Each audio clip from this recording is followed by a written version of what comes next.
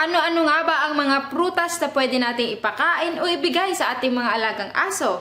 Gusto niyo bang malaman yan? Kung gusto mo yang malaman ay dyan ka lang dahil yan ang ating pag-uusapan at aalamin after ng intro.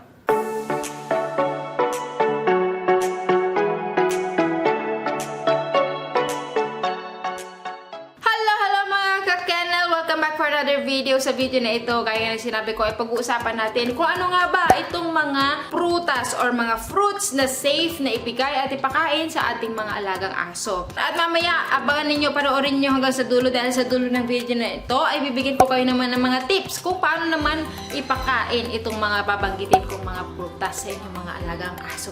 Okay? So, number 1 na pwede ibigay at safe sa ating aso ay apple. It's very rich in vitamin A, C, and fiber. They are low in protein and fat, kaya naman these are perfect snack for senior dogs. Pero siguraduhin mo na natanggalin ang buto at balat ng apple bago ito ibigay sa ating mga alaga. Pwede nyo rin itong i-frozen muna at ibigay na treat sa inyong mga aso kapag mainit ang panahon or during summer. Next fruit na pwede nyo ibigay at safe sa aso ay banana. In moderation, banana is a great low-calorie treat for dogs. They are high in potassium, vitamins, copper, biotin, and fiber. It is low in cholesterol and sodium. Pero mataas ang kanilang sugar content. Kaya make sure na ibigay nyo lang ito in moderation. Number 3 ay blueberries. Blueberries are superfood rich in antioxidant. At ang antioxidants can prevent cell damage. At ganoon din sa ating mga human yan. They are also rich in fiber and phytochemicals. Maigi ito kapag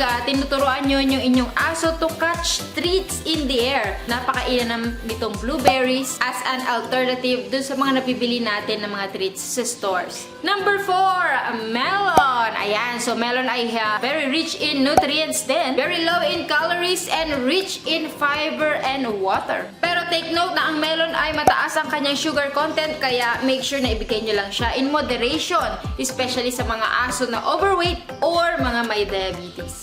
Number 5 ay cranberries. Both fresh cranberries and the dried cranberries are safe to give to our dogs in small quantities. Ayan, so bigyan nyo lang sila ng kaunti, especially kapag kayo ay, or yung dog ninyo ay hindi sanay kumain ng cranberry, baka it will lead to upset stomach. Number 6, cucumbers. Cucumbers are especially good for overweight dogs. Bakit? Kasi they contain very little to no carbohydrates, fats, and oils. And they can even boost energy levels. They are loaded with lots of vitamins like vitamin K, C, B1, and potassium, copper, biotin, and magnesium. Next fruit is mango. Ayan, so napakarami nating mangga, especially nowadays, di ba? At good to know na safe din itong ibigay sa ating mga alagang aso. And the sweet summer treat is rich in 4 vitamins. Vitamin A, B6,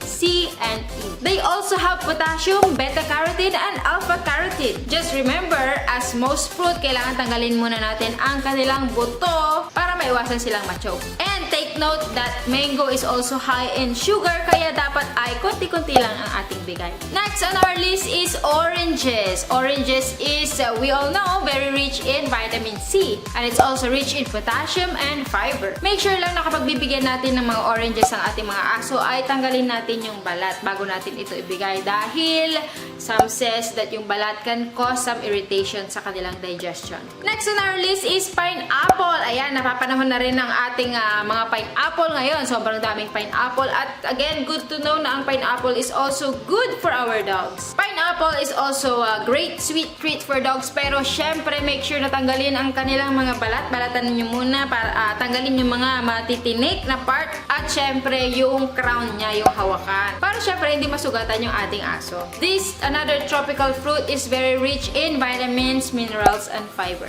At alam niyo ba na ang pineapple ay rich in bromelain? Ano nga ba itong bromelain? Bromelain is an enzyme that makes easier for dogs to absorb nutrients. Diba? Ang galing. Next on our list, number 10 ay watermelon. Ay, ito rin ay isa sa mga paborito ko. At good to know din na ang watermelon ay safe na ibigay sa ating mga alagang aso. Pero take note, make sure na tanggalin yun muna ang kanilang mga buto bago ibigay sa ating mga alagang aso dahil sometimes sabi nila ay nagkukos daw ito ng intestinal blockage. Watermelon is also full of vitamins, vitamin A, B6, C, and potassium. And watermelon, as we know, is 92% water. So it's great to give watermelons to our dogs during summers to keep them hydrated. Number 11 on our list is papaya. Ayan, napakarami din nating papaya. Maraming salamat sa ating good weather, di ba? Okay, so papaya, sometimes makikita nyo na lang yan sa inyong mga likuran.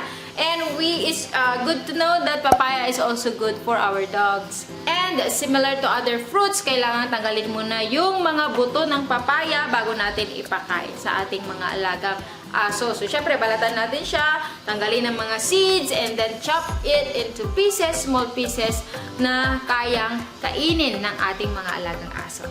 And last but not the least, and also one of my favorite fruits ay coconut. And again, dahil din dito tayo sa napakagandang country ng Philippines ay napakarami din natin. We are blessed with lots of coconut trees. And good to know dahil ang coconut is also safe and good fruit for our dogs. It has manganese. Manganese is important in our bone health and metabolic functioning. It also has phenolic compounds. These are antioxidants that help repair damaged cells. And they also have lauric acid. This helps with inflammation and supports the immune system. Kaya namang hindi mapagkakaila na super fruit itong coconut. Okay, so ayan lang po ang aking 12 list of fruits that you can give to your dogs. Ngayon, dumako na tayo sa mga tips ko sa inyo kung paano naman natin i-feed or ibibigay itong mga fruits na nabanggit ko sa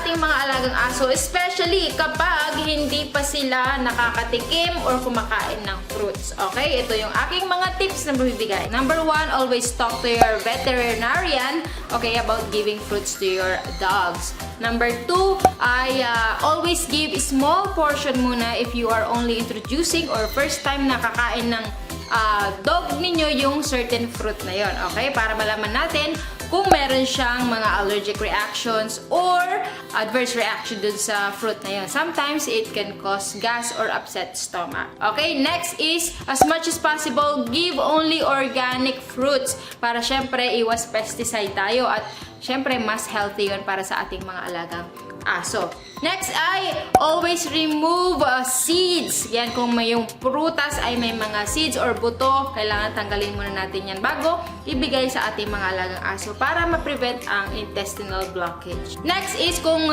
ibang aso ay ayaw nila ng raw or mga hilaw na mga prutas, what you can do is cook them a little bit and then mash it and isama sa kanilang mga food para matikman nila ng kaunti-unti at kapag sila ay nasanay na doon sa fruit na yun ay eventually pwede nyo na siyang i-offer by itself. At ayan ang aking mga tips kung paano magbigay ng fruits sa inyong mga alagang aso at syempre ang aking 12 list of fruits that you can feed to your dog. Sana ay meron kayo natutunan sa video na ito at kung nagustuhan mo ay don't forget to click the like button and don't forget to subscribe para sa mga more videos about dog. Let me know sa comment section kung ano ang paborito or kung kumakain na ba ang inyong aso ng mga prutas, ano ang paborito nilang mga prutas. Let me know sa comment section.